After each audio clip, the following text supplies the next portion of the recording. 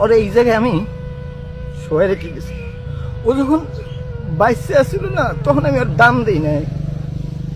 ওর সাথে ঝগড়া করতাম, এইটা নিয়ে ওইটা নিয়ে বাজতাম। সকালে প্রতিদিন নাস্তা বানাই দিত, একদিন যদি নাস্তা বানাই না দিত ঝগড়া করতাম।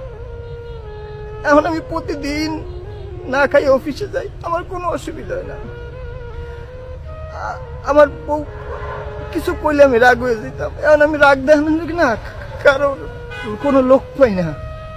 আমি এখন একলা থাকতে পারি। আমার পাখিটা নাই এই জায়গায় শুয়ে রয়েছে। ওর নাম ছিল রানী। ওরে দেখতে আল্লাহ রানীর মতন বানাইছে, শুধু আমি ওরে রানীর মতন করে রাখতে পারিনি। আমি আল্লাহকে খেস খেস খেস খেস করছি।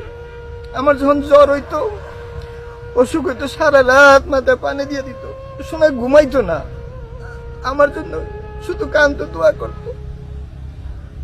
আমার বলতো তুমি একটু নামাজ পড়ো, নামাজ পড়ো। আমি না নামাজ পড়তাম না।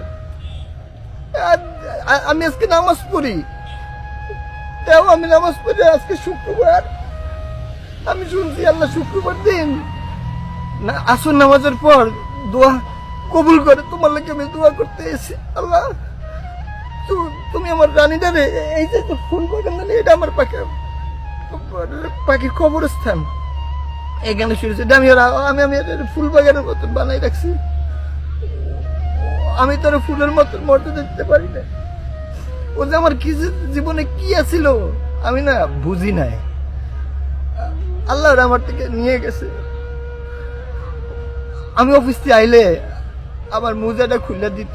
আমি যত রাগ করতাম না, কোনো সময় আমার চোখের দিকে তাকাইয়া কথা কইতো না। আমি অনেক অন্যায় করছি। আজকে তুমি নাই, আমি বুঝতেছি যে তুমি কি আছিল আমার জীবনে। আল্লাহ তোমার জান্নাতবাসী করুক। আমি তোমার সাথে অন্যায় করলে তুমি মাফ করে দিও। তোমার সাথে ঝগড়া করছি, কত কিছু করছি। আমি শুধু বিনা কারণে তোমার সাথে তোমার আমি শান্তি দিতে পারি না। তুমি আমারে মাফ করে দিও। আল্লাহ তোমার জান্নাতবাসী করুক।